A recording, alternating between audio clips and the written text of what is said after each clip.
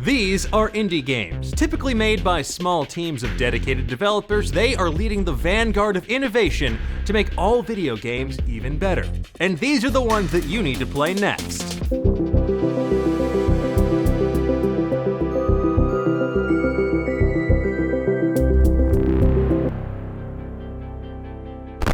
Welcome to Explainiac. I'm Dan Casey, and today we're diving deep into some of the best new and upcoming indie games that you won't want to miss. After all, you can only replay The Witcher 3 so many times, Kyle.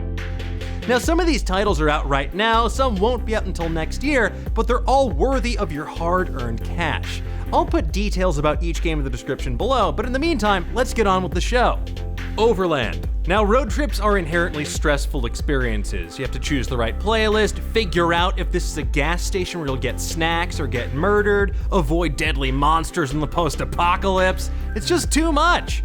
Thankfully, you can experience all of the stresses of a road trip from the comfort of your own home in Overland. It's a procedurally generated tactical RPG from Finji that sees you trying to help a group of survivors make their way across the country in a delightful turn-based nightmare. And just remember, if you let the dog die in this game, well, I'll fight you in real life. That's a promise. They're gonna add knuckle cracking sounds in post. Elsinore. Something's rotten in the state of Denmark, but you might just be able to avoid it if you play your cards right in Elsinore. It's a time-traveling twist on Shakespeare's Hamlet that puts you in the role of Ophelia. Trapped in a time loop, Ophelia must prevent her vision of everyone in Elsinore Castle dying horribly from coming to pass. Part adventure game, part social simulator, it's a game where every choice has major ramifications, and soon enough, you'll find yourself grappling with far deadlier questions than to be or not to be. Backbone. Easily the best game I played at PAX West, Backbone's a dystopian noir set in a near-future Vancouver populated entirely by anthropomorphic animals. You play as Howard Lotor, a hard-boiled raccoon private eye who's tracking down a missing person.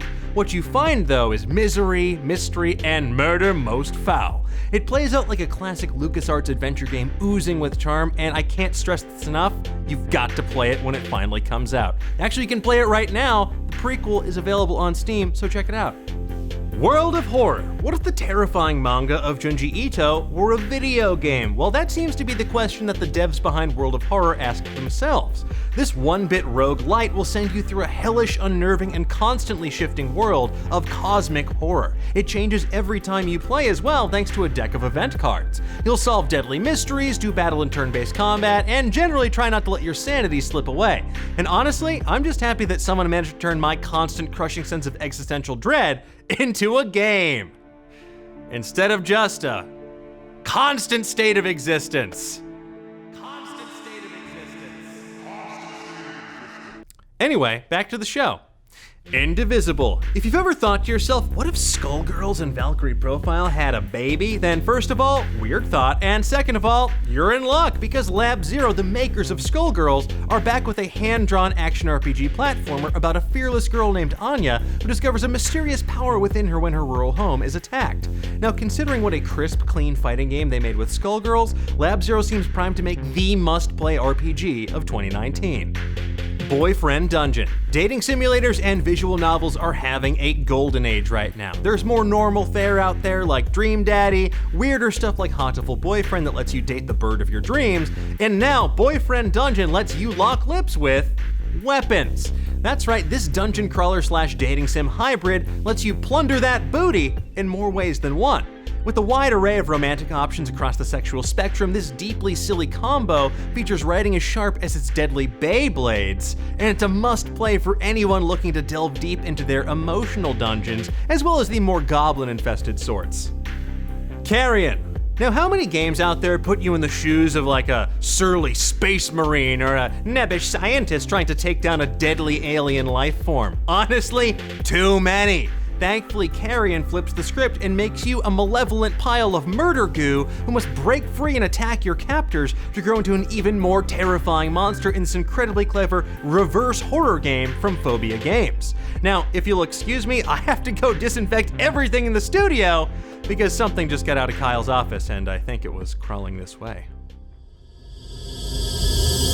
Way to the Woods. Now you've heard of Untitled Goose Game, but now make way for Untitled Deer Game. Actually, I'm sorry, it does have a title, I said at the beginning, it's Way to the Woods. Now this game about two deer in a world without humans trying to make their way home, it feels like this dreamy Studio Ghibli movie that never got made. Created by Anthony Tan and featuring music from Steven Universe faves Avi and Sarashu, this game looks like a hauntingly beautiful experience that'll probably leave me feeling alternately devastated and satisfied, which is actually the same way I feel whenever I go to Taco Bell at 2 in the morning. Hot Shot Burn. Now if you mix the exquisite, simple arena combat of Towerfall with the hero-based mayhem of Overwatch, you would get Hot Shot Burn. You control a competitor in a cartoonishly violent futuristic blood sport, and your goal is to obliterate the competition. I'm not here to make friends, I'm here to murder. Each level's full of unique obstacles that provide you cover or can turn you into a fine red mist as you and your friends try to blow one another to smithereens. Now this was easily the single hypest demo I experienced at PAX West. Crowds of people were straight up losing their minds with every kill, so I tell you this, I can't wait to turn my friends into a paste splattered against the wall. I'm gonna fucking ruin their day. Mutazione, or if I were an old Italian person, Mutazione.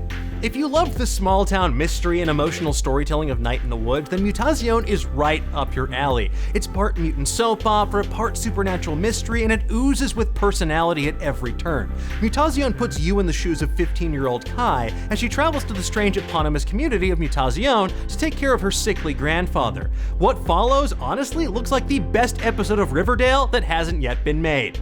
And those are some of the best new and upcoming indie games that you don't want to miss. But tell me, what would you add to this list? What indie games are you most looking forward to? Let me know in the comments below and give me a thumbs up while you're there. Thank you so much for watching. If you like what you saw, please like this video, subscribe to our channel, and mash that little notification bell so you never miss a new episode. And if you want even more nerdy goodness, be sure to check out past Explainiac episodes right now on any of Nerdist's channels. Now, if you have suggestions for a future episode, please leave them in the comments or tweet me directly at Dan Casey. This is an evolving process and I want you to be a part of it. Remember, not everything in life can be explained. For everything else, there's this show.